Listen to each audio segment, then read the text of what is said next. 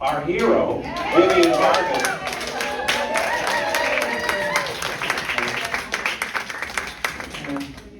You know we love you.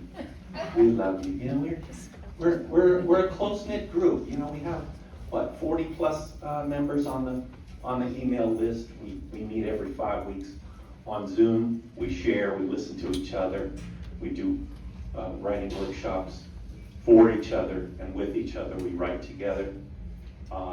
And I just have nothing but love and respect for this group. I'm so happy to be chosen as MC tonight.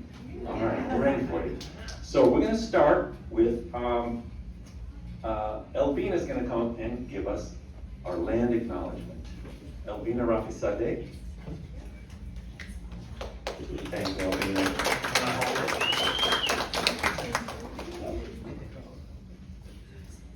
The Museum of Art and History occupies the unceded lands of the Yupi tribe of the Awaswas Nation. The Yupi were concentrated along the mouth of the San Lorenzo River in present-day Santa Cruz and Soquel Creek. Yupi territory was rich in fields and coastal territories. This land is cared for today by the Ama Mutsun tribal band. Thank you, Elvina. Yes, and remember, whenever you hear a land acknowledgement, look in your heart and ask yourself, are you also caring for the land? Are you taking care of cultural practices that are important to you? Are you making sure that truth and justice rule over your land, where you live? We're going to start with, a great young writer. Just met her recently. Her name is Melanie Maravilla. She is a Filipino-American artista, Filipina-American artista, born and raised in Watsonville. She is a mother to 3 beautiful children, together transforming found materials into art and poetry. Please welcome Melanie Maravilla. You have a choice. You can hold the mic or you can have it on the stand. I'm having it On the stand. Okay, nice and loud, nice and close. Love your graphic, Melanie. All right. Right into the microphone. Nice and loud. This is a poem about my papa. My papa, he makes us laugh. He always finds ways to play with us. When we were kids, he taught my brother and I how to whistle and brush teeth at the same time. We didn't believe him. We expected him to spit toothpaste. Instead, he took out his denture, brushed them while holding his teeth, whistled a happy tune, and laughed at our jaws dropping in disbelief. My papa, he's the key to my culture, walking knowledge of our history. After World War II had ended, he was born and raised in the Philippines. His tata worked for the government and rode on horseback for 3 days to deliver messages to the president. His grandpa was a traditional Spaniard who only wanted to be spoken to and prayed together with in Spanish. My papa, second to the youngest of 8, only had 2 pairs of clothes. He can sew, cook, and clean for the family. He gave up his education money in order for his little sister to be a nurse. Instead, he became a teacher and never had enough money for a real lunch. Only 1 bottle of Coca-Cola, and he was still hungry. And when he came to America, his belly was full. His family was together.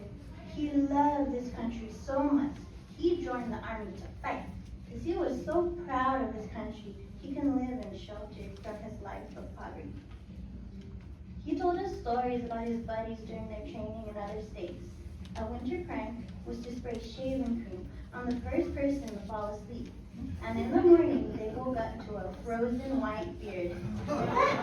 That son of a gun, he chuckled and said. Oh, they had fun. They liked to go out.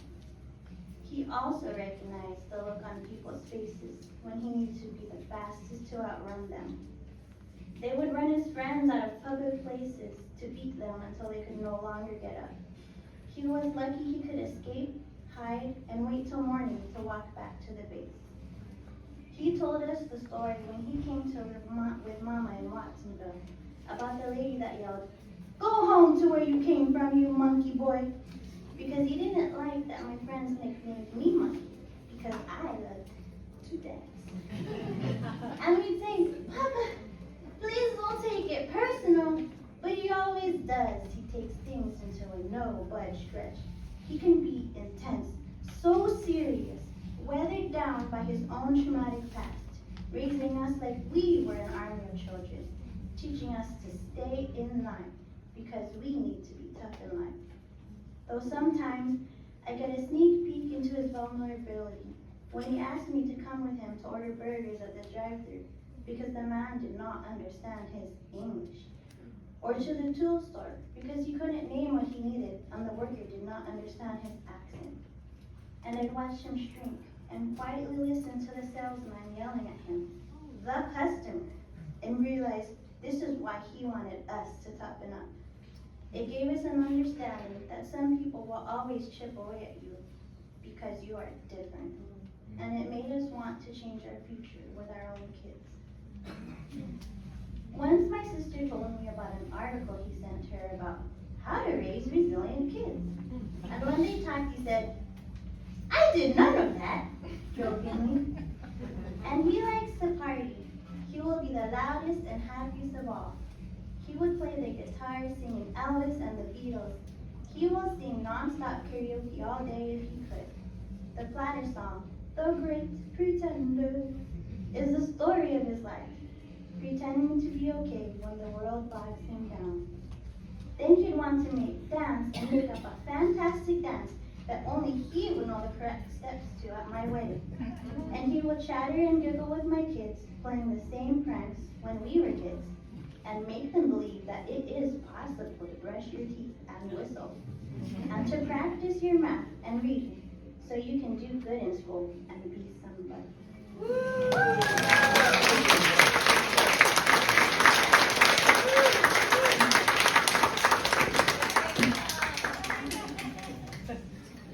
Thank you.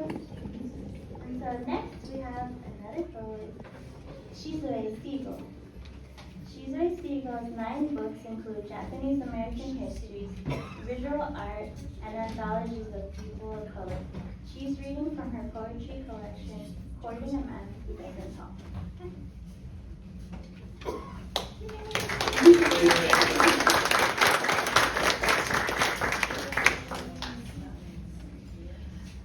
All right, last minute change. I'm not gonna read from my book. I have to say right now, the state of the world and the dictators in this country and other countries running rampant is really pissing me off. Silly girl. So, and I have a couple of events. One that I did in Mission last month called Civil Liberties at Risk, and then this one is called Civil Liberties on Fire, November 9th, and Chloe Gentili Montgomery and Joseph Jason Santiago LaCour are going to be reading along with some from poets from around Northern California. So after that lovely thing by Melody, this might be a little bit of a downer, but Invocation of America, the Blanktiful. It's an abecedarian, which means it has words from the alphabet. America, a dream without the K. Beautiful, bountiful, blanktiful. Borderless, boundless, bounty hunters banished. Can you imagine? Carless, uncrashed, uncrazed, crassness incarcerated, curiously crazy in a good way. Dominators diminished, dreams cherished in bemused amazement. Eagles reclaimed as emissaries of eternal spirit, flying high, feathers wafting down from the forever sky. fathomless, great spirit, habitating the heights, not graven in granite, incised on currency, infused with bloodlust. Let us join in unjacketed freedom, unjammed, unjailed, joyously trusting in what is beyond our ken. KKK-less, clan and kennel free, no leashes. Forget the lashes slashing through our multi-generational memories. Reclaim the multitudes, mountains too massive to eradicate, anchoring even the deepest night, leading us to dream back oracular visions. Oculus of the unoccupied, open-hearted, open-palmed, pristine of policy, of politesse, of prisons of mind and heart. Rescue ourselves from bars that rust away as we speak.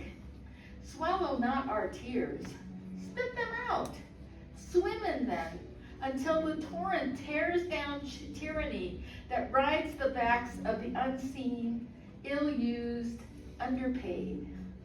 United we stand, fed by underground springs, vanished but not vanquished, vibrant as justice, reverberating with hope. We don't need weapons. We will wear you down by the weight of our combined wisdom, welling up through the eons. We are exactly, exceedingly, excessively alive. Yes, you cannot zero us.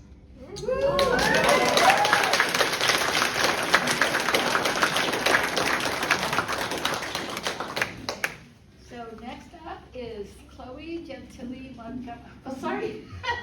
Next up is Chloe Gentili Montgomery, educator, poet, Bay Area native. She's honored to be sharing her poetry with her home community of Santa Cruz, and she's a newlywed.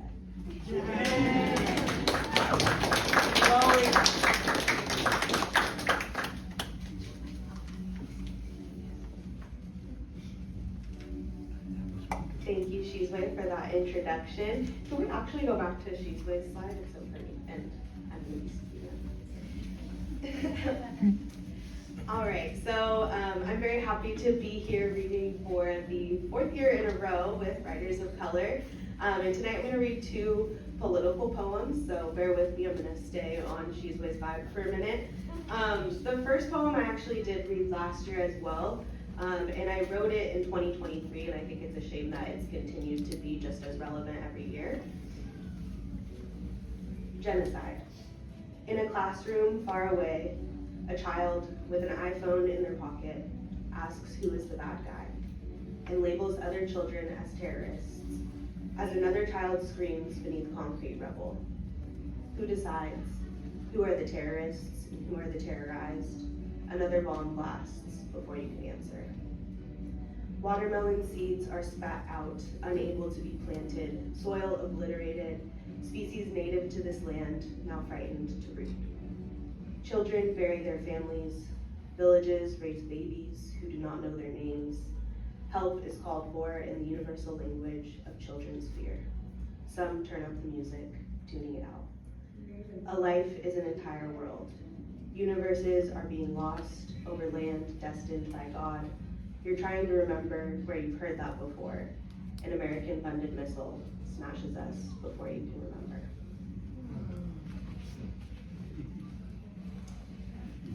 All right, and then the second one, I wrote this in a Writers of Color meeting back in January, and then I've been kind of editing it here and there since. The Great American Facade. Join us for the opening night of the Great American Facade. Fully costumed, scored, and staged. Posed photo shoots and choreographed musical dance numbers upon entrance. Staged justice, law, and order. Scripted laws enacted by violent ushers of the state. Staged democracy. The catalyst rehearsed long and hard to receive that role. Critics predict Donald J. Trump's celebrity will rise. Add this to his IMDb. The crowd of pale, passive faces gaze on as rights are signed away in thick black Sharpie. The smell is enough to make you dizzy. Warning, this show contains flashing lights which may not be suitable for some viewers. Disorientation is the goal. Viewer discretion is not advised. Flash, flash, flash, dancers glide across the stage, rights stripped away at home, land ripped away abroad, names stolen and changed, a summer's sail across the Gulf of America. Absolute power, money, greed, chainsaws roaring, gears grinding, spitting out bureaucracy, tanks roll into our cities, thunder and ice freezing all in their path. The crowd gasps in horror as they realize they're taking this all the way to curtains close. The audience will not make it out of the theater. Agents flood the aisles, and the show, of course, will end with a bang.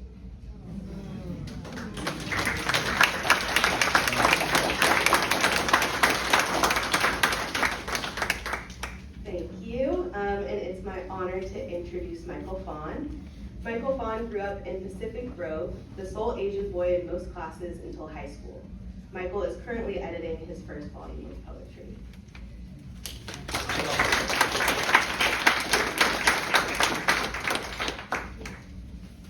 Thank you, Chloe. I'm honored to be invited to read among such powerful poets. This is a poem based on family history, and it's entitled Whistle. You're 6, you want to whistle. There's a bird, the kind that went silent when the air was heavy with bombs, when sound meant humans had a way to find and eat her.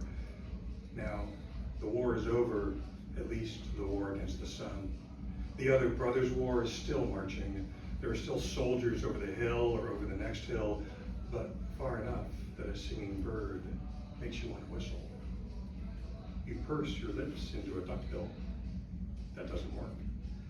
You whoosh like you're blowing out a birthday candle, which you won't see for the first time for another 3 years, but you don't know them yet.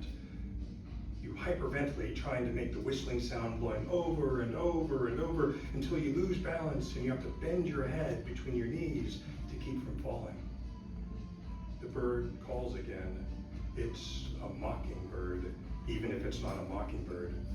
The sound stings you so much, your skin prickles. You're 9. Light falls like arrows between the trees.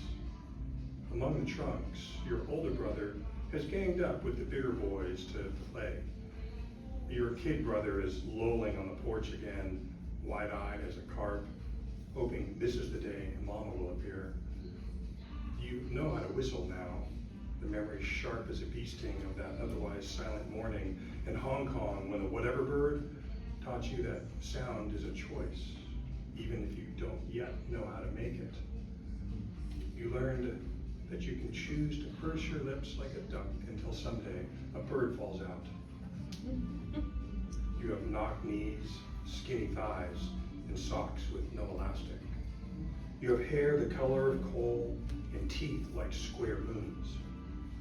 You can trace circles in the dirt with your toe like a dancer, like the dancer you will be someday. You can whistle low, tunelessly to make yourself happy. All your older brother can do is growl. Hey, Frank. You turn toward the familiar with only the briefest of hesitation. You've come to learn that hesitation equals an arm punch. You don't want to turn. You know, you can hear the heavy breathing, 4 or 5 of them. Joe isn't the lead. You can tell he wants to be, but defers to the oldest boy. When no one else is around, he's boss. But he's learned to become obsequious and deferential in a sneering way. Frank, we're playing. It's not a question or even a command, it's just a fact. You are always the lone Indian. There's never a lone ranger, they travel in packs. It's time for you to become Indian again, to slip among the shadows and disappear down dirt paths if you want to avoid becoming bottom cushion to a gaggle of fists. You take off running before they can organize, dodging like a moth in case of launched rocks. Like that time 2 months ago when Joe actually got in trouble when Mom visited because of the welt and blood on the back of your head. Joe only smiles when you're in pain, you realize. You You'll hit the tree line 15 yards ahead of the pack and slalom slick as a prayer rabbit. A laugh escapes and you whistle in bursts, laughing that you can't whistle. It doesn't matter what happens next. You're running and laughing, and now a bird escapes your mouth into the tip-top leaves, heading for the sun.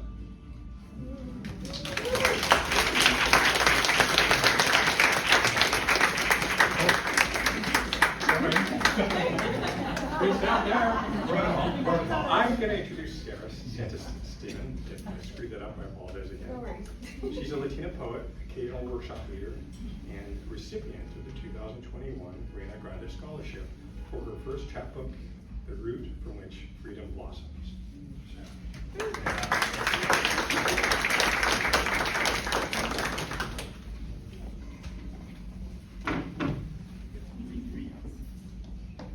A million prayers, highly compressed. If you break a prayer wheel, a million prayers, highly compressed, will unravel. Ancient texts, aged parchment, and singing monks on faded film. To fix a prayer wheel, first, feel around silver spirals, karmic filigree, coral, lapis. Second, recognize you know nothing except secondhand knowledge. Hearsay, souvenirs from your partner's well-meaning grandpa. The wheel's divine purpose is to enhance the past prayers of pictured petitioners. In this whirlwind of grief, you both pray for his granddaughter. He believes with enough spins of the prayer wheel, her cat will rebirth into a human. Secretly, you pray for another relief. To be human is for grief's searing comment to brand a scar into knuckles clasped in prayer. The love of your life is outside, rain-soaked, digging a shallow grave. You wish to shut the sky. You wish the cat returns as just another house cat. So he will not know to miss what softens loss, the breathlessness of a blue sky after storm, the wonder of water on skin, of life alight.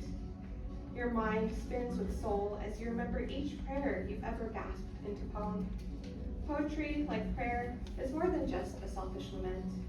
When you scribbled a blue heron unfurling its wings atop an aging redwood, it was actually a petition. Please, I know you're hungry, divine, but do not pierce the gopher's skull today. Do not taint your body with life livering red. When you poem your sister, your mama, y tu abuelita, the supernova of kitchen-side laughter, aren't you praying for the moment to stay? For death to pass your door tonight, tomorrow, forevermore? Each time you feel wind combing your hair, sun warmth threading you to stars dancing atop water, you whisper your debt to the elements. Your first prayers swelled for your father, ill with life. Nothing is ever guaranteed. You part the rain's veil. You hold your love's tears in cupped hands and rinse your face. Here I am. Here we are, compressing grief's flood into skin, into breath, into wails together as light spins eulogies into cloud wisps.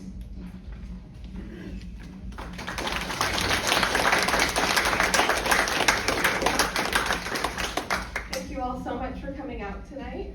I have a couple other poems for y'all, if we have time. This next poem was inspired by Adela Najarro. She invited me to attend a reading around the theme places we call home for Latinos.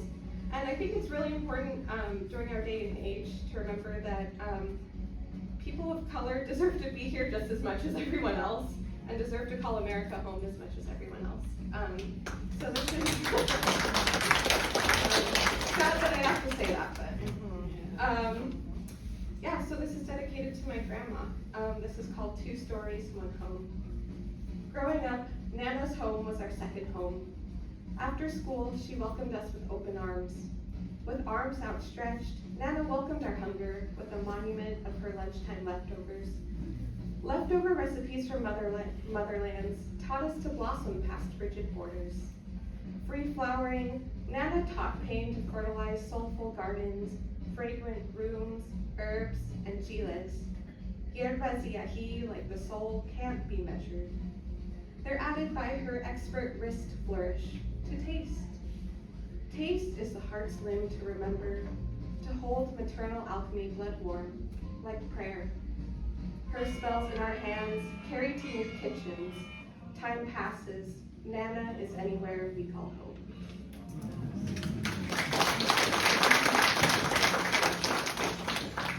And I have one final poem I'd like to read from my first chapbook, from which Freedom Blossoms.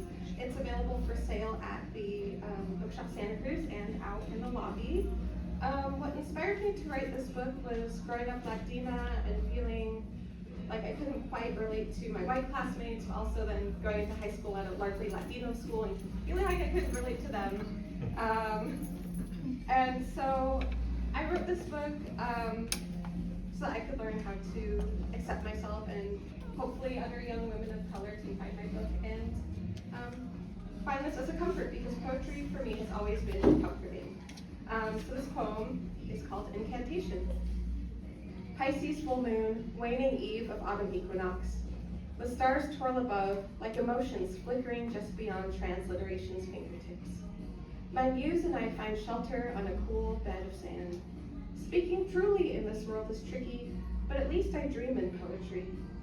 Poetry is the fey smirk of a candle flame, and my magic making is this. Network-rooted phonetics, mapped out like the pulsing synapses in the universe machine. Then plant the seeds of manifestation onto paper and regrow the tree it once was. I am small and cloud fast when I play with words. My new Spanish tutor from Venezuela said I will climb up the building blocks quickly because the tongue sleeps deep within my brain, and one day my love will reclaim it, bubbling forth child Spanish, bright as kintsugi.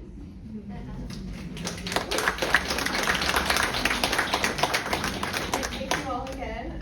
If you'd like to hear more poetry from me and have some interactive poetry, including a Mad Lib poem and a kitty catcher poem, I'll be at Satori Arts next week. So swing on by. Up next, I have the absolute honor of introducing a true force in nature in the world of poetry, Jason Santiago Lacour. Jason is a mestizo spoken word poet and hip hop artist.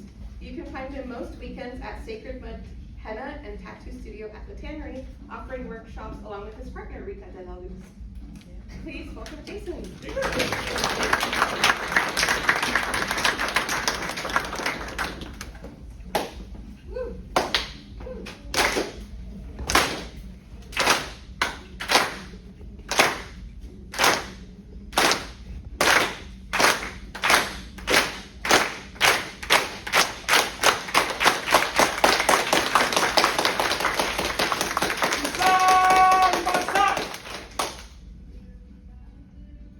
Thank you. Muchas gracias. Maraming salamat. Arigato gozaimasu. Asante sana. Mgoy sheshe shukran shukriya kaupun kampun okun jiran. Obrigado tak danka jakuyu spasiba. Bekam mamasega nadlun kamsamnida. Mahalo. Messi on pil jinkuye chi. Grazie mille. Toda raba. Ra. Merci. This poem is my immigrant privilege. My permission to be belligerent.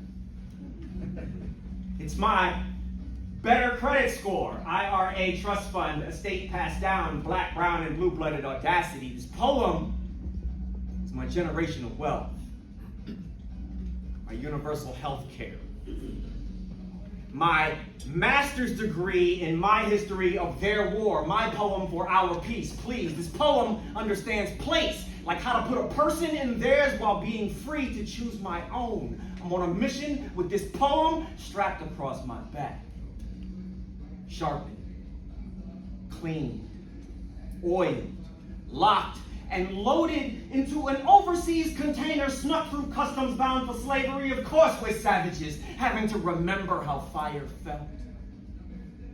This poem is sun-touched, taught tough love, and allowed to live in sin just outside the boundaries of Fantasia, some missing part of us too hard for the heart to cultivate lightly. This poem says fight.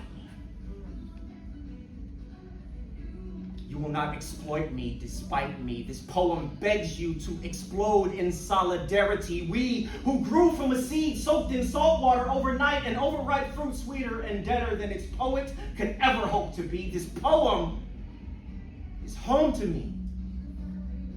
You are welcome.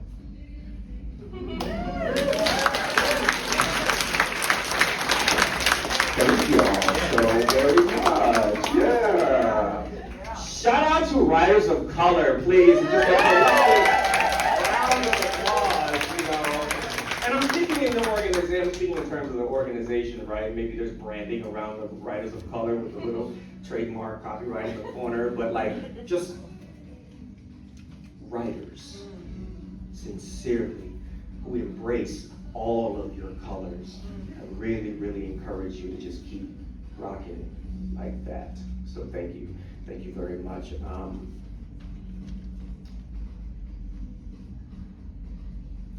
This is the business of getting your rhythm in. Yes, it is written. I hope you are listening. Let's just let go. I'll be your witness and bless it, yeah, baby, as if it's a christening, crossing the boundaries of space and time. Bleed on the beat, and that makes it mine. Shaking and shining, awaken, aligning, forsaken, forgotten. I'm breaking the clock, I'm on break when I rock, and I work while I'm dreaming. I dream while I'm working, I'm focused, I'm certain. I'm certainly marking these weak MCs. Mercury heat, when I speak, they freeze. Wait, hate, what makes them so afraid? Cause I get so paid, you in retrograde. Do not pass go or be an asshole. Pass me that light of fire, Tabasco. Cease and seco, calm the hell down. Don't get so hot that you have a meltdown. Don't be so negative, this shit gets better, kid. Love is the subject, we are the predicate. I am the predator, watching you, stalking you. Robots can't stop us, you're the aliens, not us. My people put the E-O in people and the O-E in poet. The bro with the flow, with the glow, it's a crown. I'm golden, I'm brown, I'm holding shit down like gravity, ground. Bouncing, keep bouncing so I can keep counting. I'm 40, I'm fuego, I flow from the fountain. I spring from the mountain like lava, like Pele, like goddess, like lessons. It hits you like melee.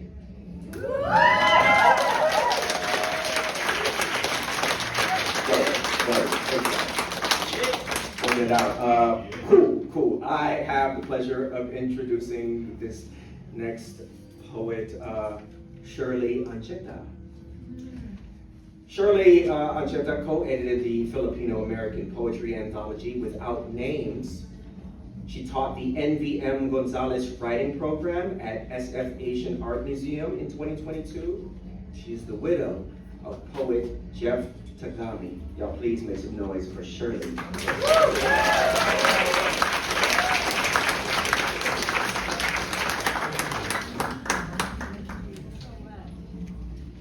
Woo, that was a lot of energy, dude. Excuse me, are you Filipino? Tonight, and welcome Santa Cruz. It's good to see all of you here tonight. All the familiar faces. I have a dear friend with me tonight. His name is Kevin Truelove. Kevin, not Coben. Coben, not Kevin. Here we go. Blame it on my age. I won't tell you how old I am, but I was the third graduating class out of time. So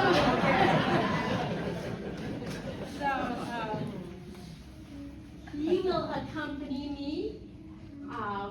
So Coben's got to teach read you. My first poem is the creation story from the Philippines, where people from bamboo. And what we've done is we've decided to intertwine the sound and a couple of poems. So there's the bamboo followed by another poem, and then I'll be done. Okay, here we go.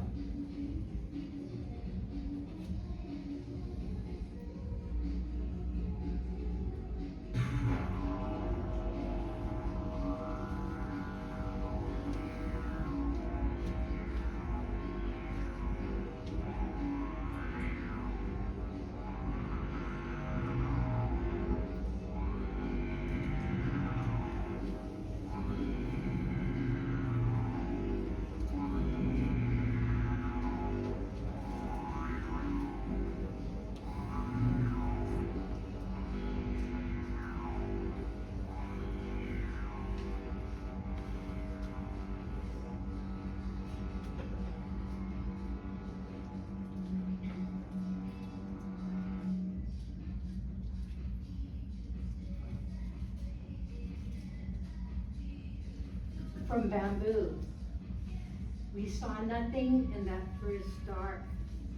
We heard the animals crossing the forest floor. We called out to the wind under the high trees, unsure of what it was we were supposed to do. Inside the bamboo, we opened our mouths filled with the sound of ourselves, believing the pecking bird, either goddess or messenger, would bring us to the world. And when she broke open our darkness, it was day. We saw each leaf and tree was filled with light. We sang to the heated mountain. We sang to the unmade tribe. For the first time, I saw all the shapes of your body that I had felt all along. In the stories, they named us Malakas and Maganda, strong and beautiful, just as the world had imagined us.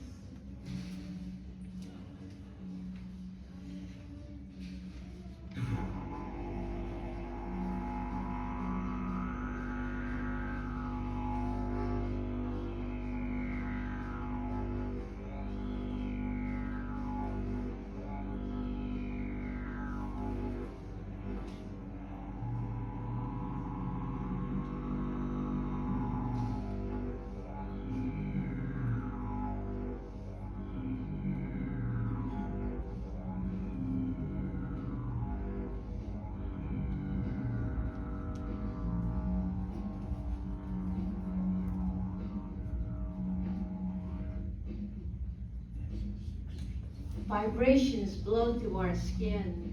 Beyond these walls, a museum of air.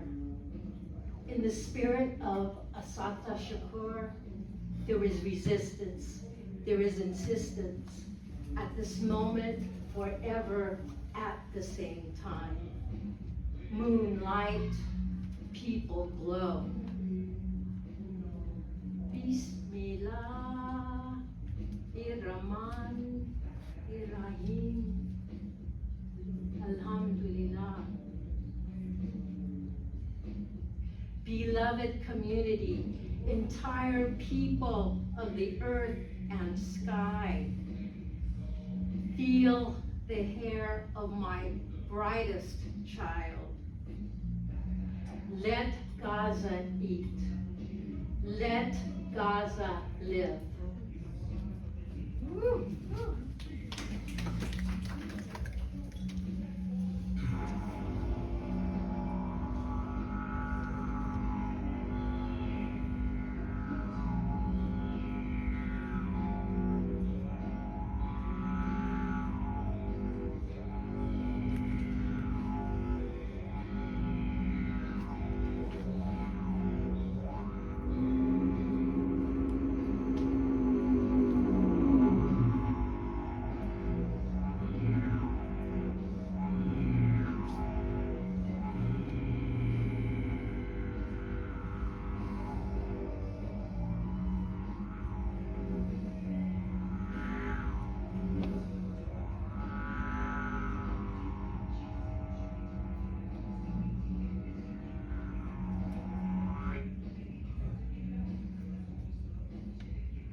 Thank you. Koban Jula.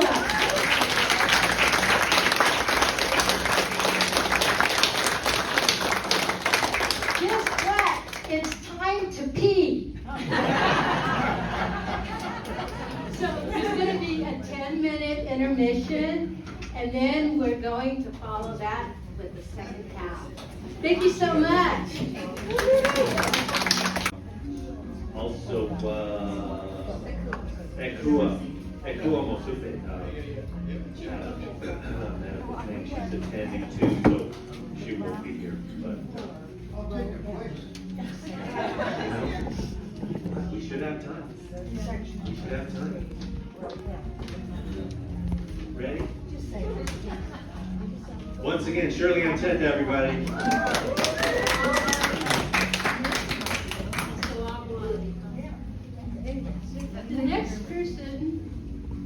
introduce is Elvina Matala Ravisede.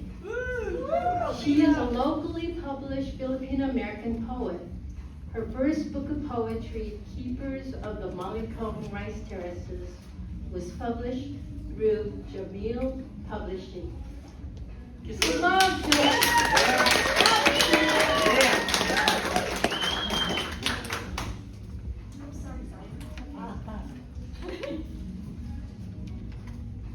Thank you. I'm going to read two poems. The first one is the first ever published poem that I wrote in. That was December 14th, 2004. And the next one is the most recent one that I wrote in a Writers Color workshop. So this one's called Journey to the Heart. Silence in the dark as thoughts empty. Mindful breath slowly releases that which unfolds, chamber doors open, stepping into the path of soul's divinity. So if you know about Big Sur and the Hermitage, that's where I wrote it. So this one, I want to thank Vivian because she gave me a poem. It's called Field of Poppies. I lost my mom this summer, and this is the poem that I wanted to dedicate to her, the first one. Field of Poppies.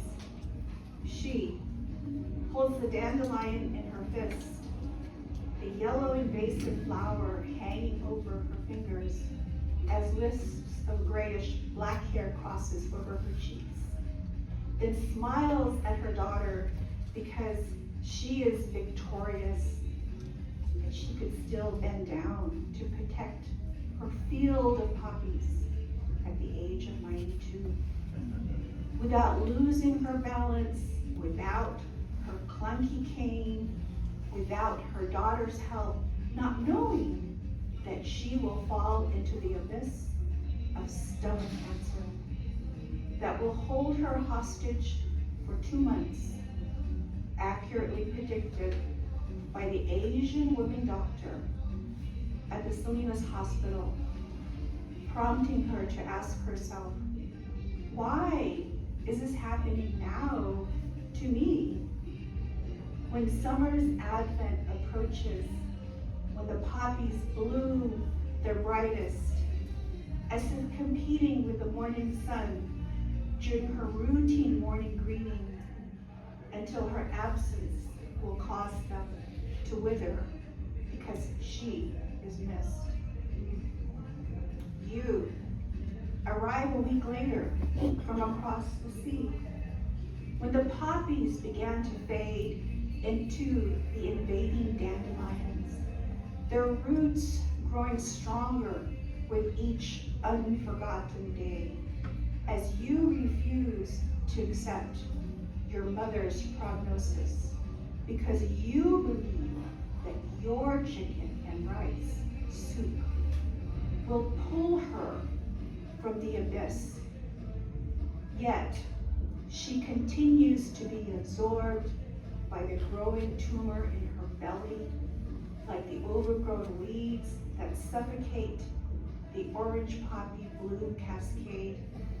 Out of your control, as your anger grew inside, nowhere to go except to whack the yellow dandelions while destroying each poppy that remained, leaving a desolate splatter of dead brown stems on the ground like dead soldiers left in battle, a sight so distant from your mother's mind, away from her vacant eyes, as the tumor claimed victory before your swollen eyes, as the vibrant orange cascade of this year is now a memory. I pick up a handful of dirt to drop on my mother's coffin, followed by white and red roses before the pallbearers lower her into the ground as we cried our goodbyes, unable to grasp that her presence is becoming a memory. When it seems just yesterday, when I stood next to her between poppy splendor, when she bent over to remove dandelions, her smiles triumphant, having proven that the rules of aging did not apply to her when women moved around in wheelchairs or used canes to stand and walk, let alone bending down to pick unsightly weeds, so an entire yard of poppy flowers return every year. And now I stand alone on the vacant front yard, now covered by yellow dandelion weeds, a false beauty, a pretty face that sucked the nutrients dry from the poppy blooms, except for that emerging orange petal peeking between the weeds. So I kneel to dig into the roots, determined to reclaim the space for the budding seeds, making space for next year's bloom, healing my heart through the seeds of my mother's poppies that never died.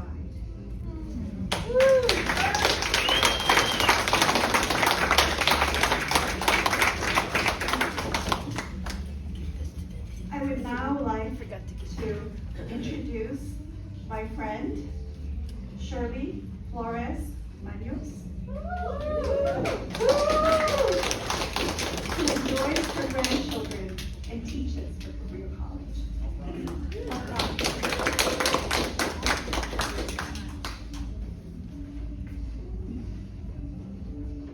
Oh, hello everyone. Thank you so much for being here. We appreciate that.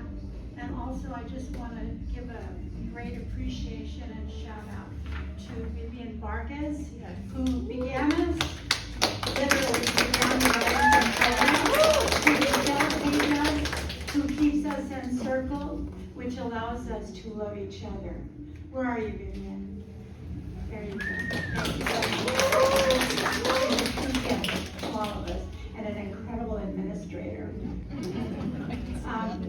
So this morning I woke up and there were birds flying.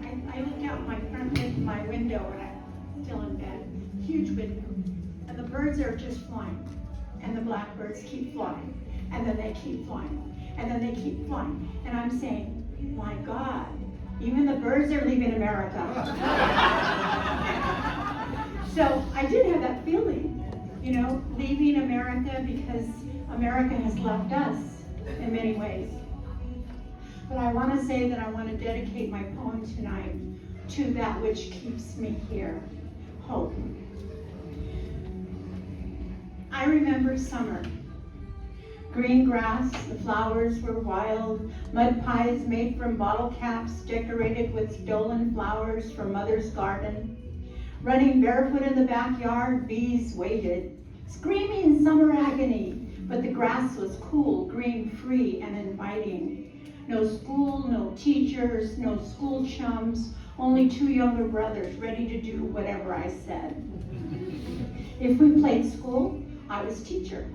If we played library, I was librarian. If we played club, I was president. And when we played cops and robbers, I was sheriff.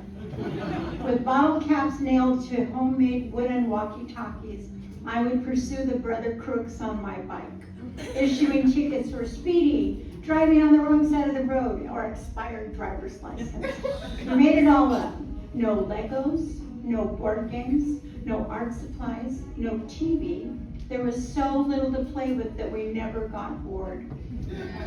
We created everything from leftovers, scraps, throwaways, discarded letters, plastic lids, wood chips, bottles and caps, make-believe musical instruments were made from small scraps of lumber. Old discarded clothing, shoes and hats became costumes for our one-act plays. The songs came from deep within our memories and sang with the greatest of gusto. The only instrument was our vocal cords, the sound of police sirens, bells and alarms, pistols, police pistols, jungle animal noises, and ambulance alerts came from within us. Mother kept us in the backyard all day. No stomp muddy feet through her pristine, clean home. She was a true woman of the 1950s, a housewife. That is, she was married to her house. She saw us as muddy footprints on her clean floor. and sticky fingerprints on her clean white walls. She locked the back door and watched over us through the screen. Luckily, we had a nice porcelain water fountain in the backyard, and we never were thirsty enough to beg entrance to her Taj Mahal of cleanliness. Large fruit trees became our hiding places and castles, offering shade to cool off. Under walnut, plum, and peach trees, we found rest spots for storytelling. There we would stay all summer long, every day following the last, leaving us with only our imaginations to guide our play and adventures, our joy, our camaraderie, our sense of sprouting from the same branch. We belong to one another. No one steals us away. No friends my own age. I was left to make these two younger brothers my playmates. I was a girl, yet they were forced to look up to me as the resourceful older sister. Summer days would pass, the 4th of July parade and barbecue birthday celebrations and family and cake. Finally, whispers of school clothes, and we finally arrived back to school with friends our own age. No need not to need each other again until the following summer. Now, we are old. We get grayer each summer, which passes too quickly. Our own grandchildren have cell phones and know nothing of running barefooted through cool green grass, mud pies, or homemade walkie-talkies. They don't recognize the stories that reside within the souls of their grandparents. But when I look deep into my brother's eyes, I see summer still.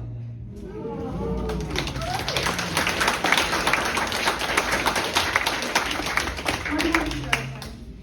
I usually read one, but Sarah encouraged me. I'm going to read two. My words. What informs me? What are the maps of my stories? How far back do they go in time and distance? Today they all reside within me, in my mind, consciousness, the cells of my body, my beliefs, and my memories. I am 76, and I am reminded that I need to get these words on paper, for only I can tell my stories. Perhaps these same stories might be told by others, but they will be someone else's stories. For it is only me that heard the whistle of the train as it passed my house every night at 5, traveling north, loaded with vegetables from the fields where my dad would toil every day. Who can tell the story of the mud on his boots? Who else can tell the story of the steam that covered our living room window every Monday evening? For Monday was the day he returned to the muddy rows to harvest celery, lettuce, broccoli. He came home from work tired, his flannel shirt worn thin with wear, his body exhausted from bending and stooping, trudging through those dirt roads from early morning to late afternoons. The steam on the front door of our living room was a sign of my mother's love and gratitude for him.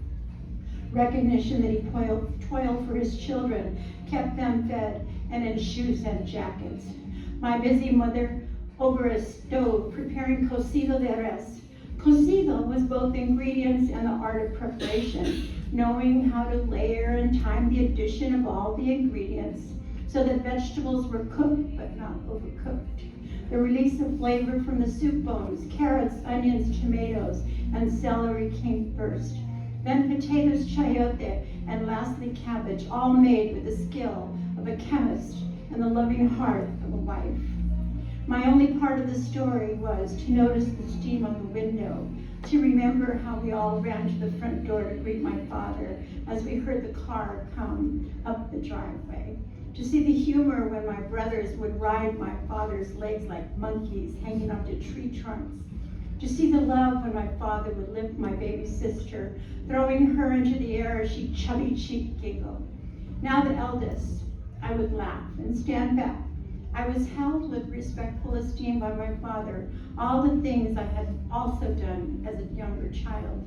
Now it was my time to watch and wonder, to record in memory, to love everlasting.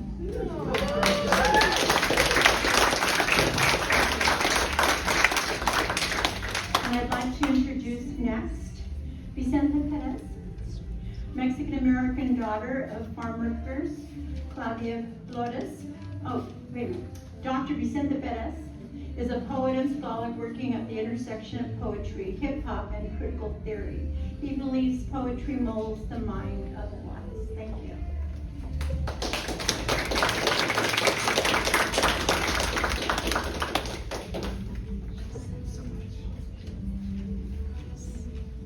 Good evening, everyone. I'm going to be reading two poems from my debut poetry chapbook, Other Stories to Tell Ourselves. I open with the epigraph from Leslie Marvin Silko that says, "You don't have anything if you don't have the stories," and I truly believe that stories are a form of medicine. I'm going to be reading my first piece, which is Fractals, Fractions. A percentage point killed the homeless woman today. No, really. It took her into the cold street and shot her. The roundup cops were sent by some higher up. The bill was due. What are you gonna do when the choice is your pockets or some faceless, nameless family you would have stepped past anyways? A spreadsheet loaded a pistol. An algorithm whispered in its ears, told them, just let the numbers do it for you. It don't hurt none, it's just the way we do things here. You bring a quarterly report to a gunfight and make people forget their hunger, their children. Point out the gun and ignore the fractions doing dances in the background.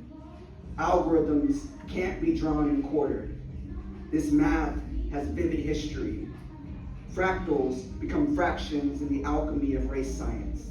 Melting, dripping, tarring. Just remember to buy cheap and stay in the black.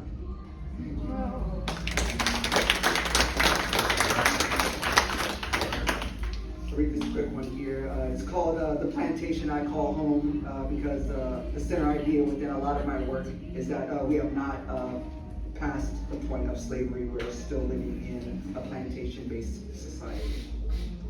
The plantation I call home. The boss owns the land, owns the tractor, owns the seeds, owns the fruit. I wake up, say hello, and pick until the sun overcomes the horizon. Boss looks at the plucked fruit, thinks of how much he can make. I only got one break, one meal. Checked my sense of self in so I would not steal. Boss is still tracking his profit trajectory. My alien self sits in the field trying to check back in. I rent the home, take the bus, stand in the lines. Hunger is always in season. Worker earns a daily wage, just enough to make do, just enough to make me come back. I'm talking about myself in third person. Boss checks the box near my name. I take myself back, head home to enjoy the rest of my day. The sliver, the boss, still lets me rent out if the ledger reads true. Thank you.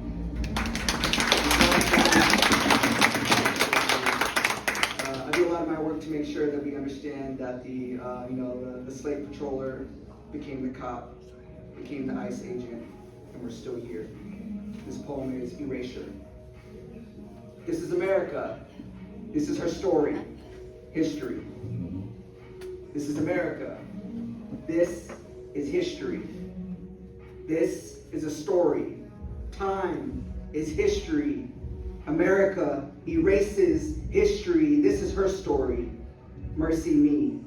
Is America sorry? Thank you.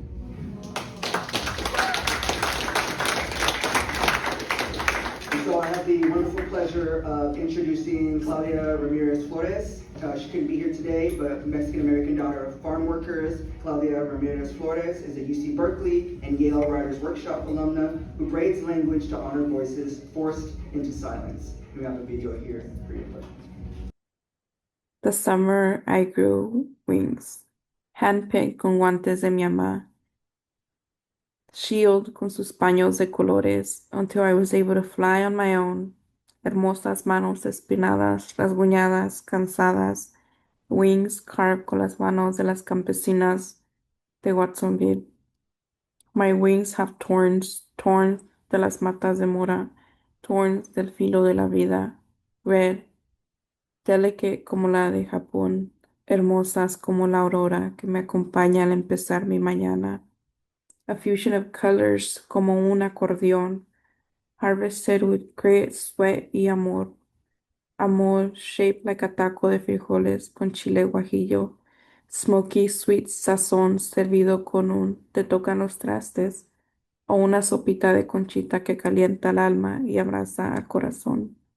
Los files de Watsonville stretch across mountains, counties, countries, and dreams. Los files de Watsonville harvest more than strawberries, moras, lechuga, manzanas, celery, cilantro.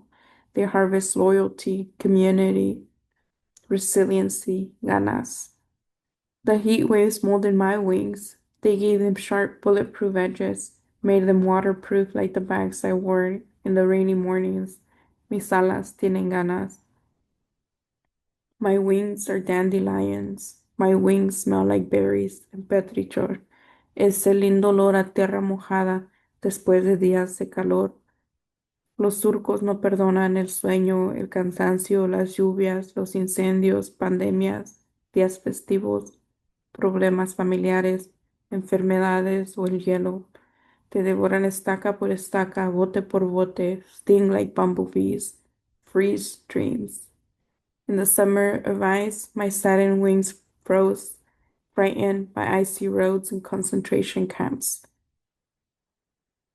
Frozen inside of a cocoon, slippery roads made our souls slide slowly down into darkness. Las acerqué al fogón and I let the fear melt away con mezquite y tunas and the fire in my veins. Morning glories mistaken for tumbleweeds, dandelion roots buried en la tierra that my gente harvests. Guamare, children of the wind, sprinkling mundas. Los campos de Watsonville harvest doctores, doctoras, abogados, abogadas, maestras, maestros, emprendedores, ingenieros, ingenieras, poetas, gente con corazón de oro, plata y obsidian, erupting kindness and humility, ojos de lucha, rising morning glories, a costa de los huesos de los padres y las madres, los abuelitos que piscan en su vejez, broken feet, hands, backs, and hearts. Oh, sweet poisonous berries, you devour our health and energy. Give our children a chance to succeed. Generational dreams realized through the eyes of the kids with that diploma, that first check, that new home. Faith, courage, vision, a chance to grow wings, to spread them high, to fly and catch that hand-picked dream that cost their lives. And I have the additional privilege of introducing Adela Najarro. The summer I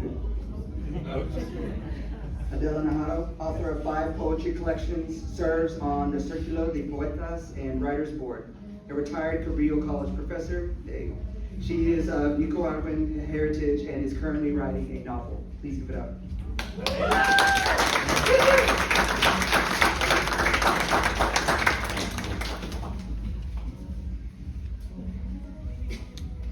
Hi everyone, I hope you've enjoyed this wonderful evening. I'm going to read 2 poems today, and I chose these poems for a reason. So the first one, I was thinking of our current political climate, and it's egregious right now how severe it is, but it's always been there. And as people of color, as children of immigrants, as immigrants, there's always this push to assimilate. And what does that mean? It means to adopt white culture and negate your own history. And so we write because we're combating that. We're writing ourselves into our existence as the people we are. So here's one poem in that frame for me as a daughter of a Nicaraguense. With ash on their wings, I carry sulfuric fog. I carry atmosphere. I carry a bottle of flor de caña, rosquillas, and steaming volcanic calderas. I carry memories of when he held my hand. He is a glass of lemonade that needs more sugar. I carry papi inside. We would walk around the corner to Mitchell's ice cream shop. He would let me order whatever I wanted and listen to my little girl chatter. After we got home, I would hear the front door open again, then close. As he left, my father would skip down the stairs, whistling a happy tune. He skis down a mountain in my dreams and smiles through a mustache. I tell him the condo next door has nearly doubled in value and we have bounced back from the recession. I carry his ambition. I carry his broken tongue. I carry mangoes, nacatamales, y pinolillo. I don't have his straight black hair, but I share that wink in his eye. He's all right. He has been forgiven. When did I do that? Hey, papi, does the sand from Cerro Negro burn? Can parrots fly with ash on their wings? It would have been nice to salsa with them at my cousin's pachanga, but instead, I foxtrotted with the man who couldn't pronounce my name. Thank you. And I think Bob is coming up after me, and so we're nearing the end of our evening, and I am so proud to live in Santa Cruz County and to have such an amazing, robust turnout for this event. And I know people are here because you're hungry for community, for non-racist bullshit, right? And to be together in all our complexities, right? Where nobody has to be one thing, right? And we can do that through the arts. We can do that through literature. We can do that through poetry. So I'm gonna, my second poem is called Volcanic Poetics.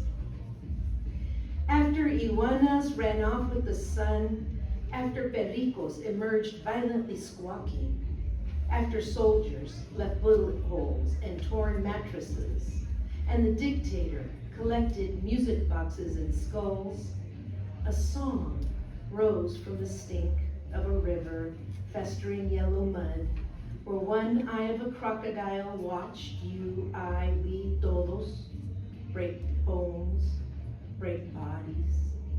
I want to tell you about after, how bones knit, courage rises, and we stave off despair. Once in that country filled with mango trees, where sharks live in fresh water, where monkeys are kept on leashes, where ice cream is salty, El Ministerio de Cultura issued a call to language, an action, a call to write poems about ordinary objects. An exteriorismo began, stirring a pot of beans, adding oil, and then leftover rice to make gallo pinto. A plain dish that Danny likes, a child, our child, here in the States with Nika blood. Poems are his legacy, along with a lava-filled past that percolated a revolution of sound, vida, y ranas, ranitas, little froggies on a farm on the road to Momodomo. My mother's words explode volcanic vowels, ay, como queman. The slow burn down the side of a mountain with its top blown off. Nature on fire, poetry, a living thing.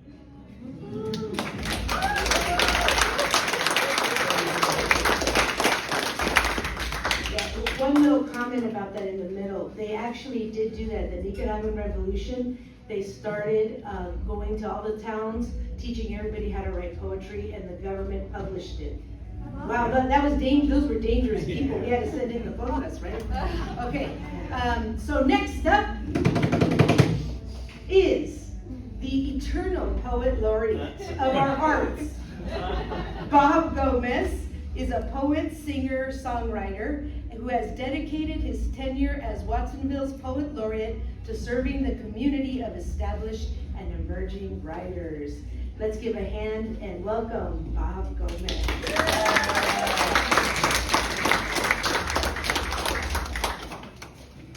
Thank you, Adela. Well, look what we have here. I've got a story to tell. I've got a story to tell you. You see on the screen I'm on the right. And my new friend, Janice Tao, is on the left. Janice Tao. Does anybody here know Janice Tao beside me? Huh? Janice lives in Watsonville. She is a person full of joy and energy. Here she is in her pink sneakers. She just finished oboe practice, right? A dance for the ancestors practice there in the gymnasium of the Buddhist temple in Watsonville. And I had a friend who was in that class too. And I said, I want to meet Janice Tao. She said, she'll be at the oboe practice. I want to go meet Janice Tao. Because I've been reading Janice's work in the Buddhist temple newsletter for years and years. Janice is a poet of the people, right? She'll write about going to a Giants game, Thanksgiving dinner, the seasons, something the dogs and cats do in the street. She'll write about anything, right? And put it in the Buddhist temple newsletters. I've been reading her work for a while. Then I noticed that, Janice is old enough to have been in World War II. She was imprisoned as a 13-year-old in Poston, Arizona, in a concentration camp for Japanese immigrants and Japanese Americans. So here she is, alive and well. Look at the smile on her face. So I go up to Janice right after oboe practice had finished. I go right up to her and I get on my knees and I say, Janice, I have a request. Could I possibly put some of your poetry to music? And she was so flattered and so humble. She says, of course. And she turns to her friend and says, I thought he was going to propose to me. So there I am, I'm 6'2" and she's, 4 or 5 feet, whatever. And I go, and I had to tell her, Janice, I've read your story, I've read your poems. I've read your poems about being in the concentration camp. And I go,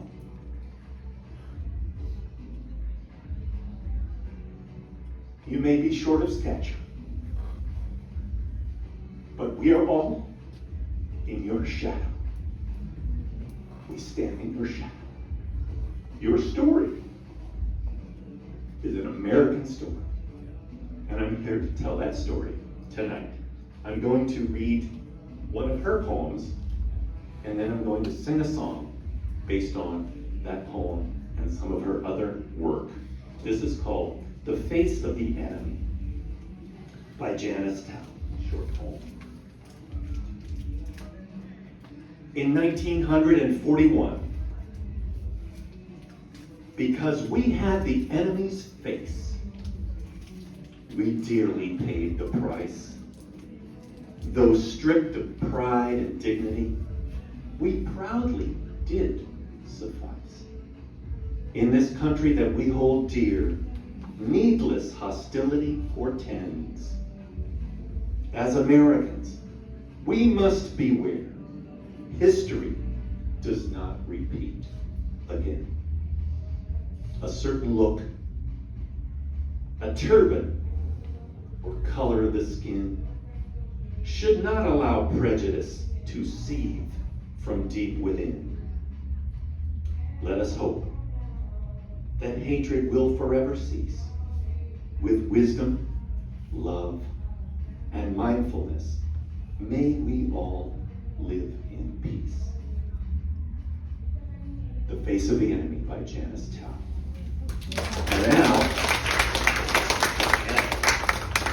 And now let's do a little sing-along to close our show tonight. Do a little sing-along. Oh, she's 96, right? She's 96, doing really well, and she still drives. She just doesn't get out at night anymore. And the other thing is, I asked her several times, Janice, do you want to come to Writers of Color, this special reading we have at the Museum of Art and History? She goes, oh geez. She was so flattered. And she goes, I don't get out, 6 o'clock, 7 o'clock rolls around. I started thinking about bedtime. Is it time to go to bed yet? But she still drives, but she doesn't get out at night. And the other thing she says, she goes, I get very emotional. Right? Recalling these traumatic times of being a prisoner of age 13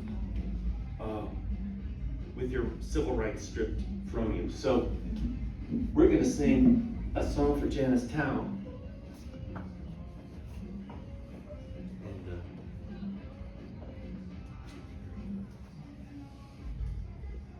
And, based on a little ditty you might remember from the 60s, some of you, The Banks of the Ohio. Joe Baez recorded that song. So I kind of borrowed that melody, incorporated that melody, and here's a song for Janice Town, and sing right along. Chorus goes like this.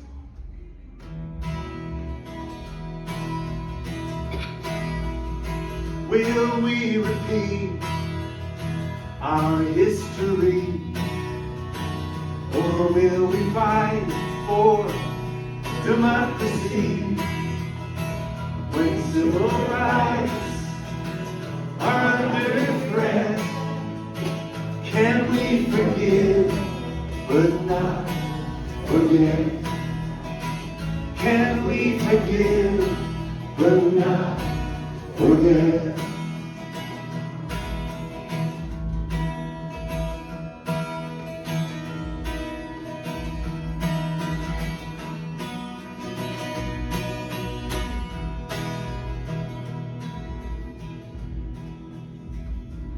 In December 41, we heard the news with the radio on, because we had the enemy's face. We lost our freedom, we lost our place. We lost our freedom, lost our place.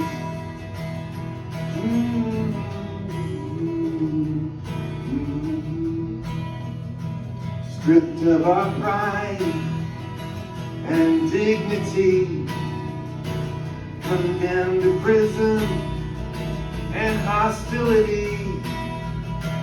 In this our land we hold so dear, we faced the hate, we felt the fear. We faced the hate, we felt the fear. Here we go. Will we repeat our history, or will we fight for democracy when civil rights are under threat? Can we forgive but not forget? Can we forgive but not forget?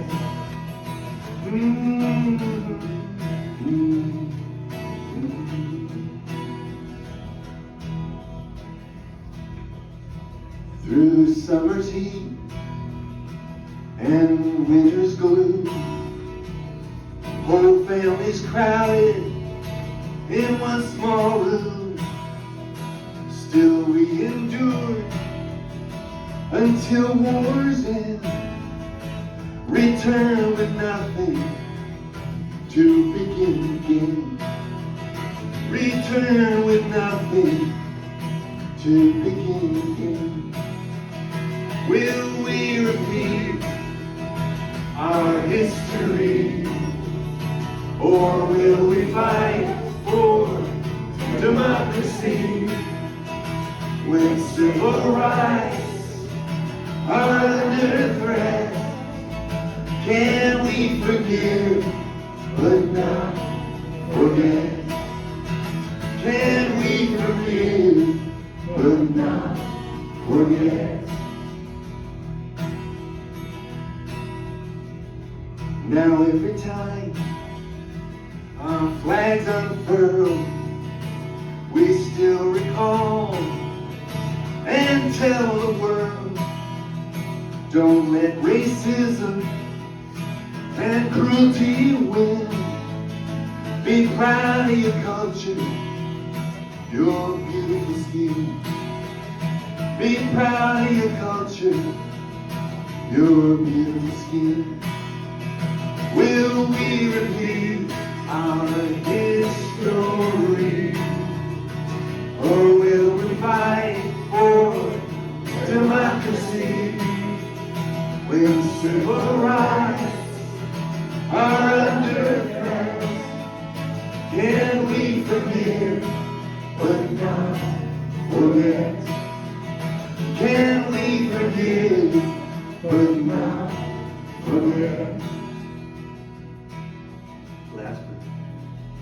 If we stand up for those who believe, if we reach out to those in need, hatred will fade with love's increase. Someday we all live in peace. Someday we all live in peace. But will we repeat our history? Or will we fight for democracy? When civil rights are under threat, can we forgive but not forget? Can we forgive but not forget?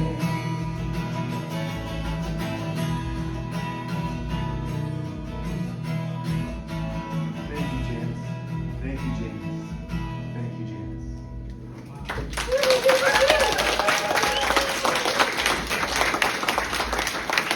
Right. We are writers of color.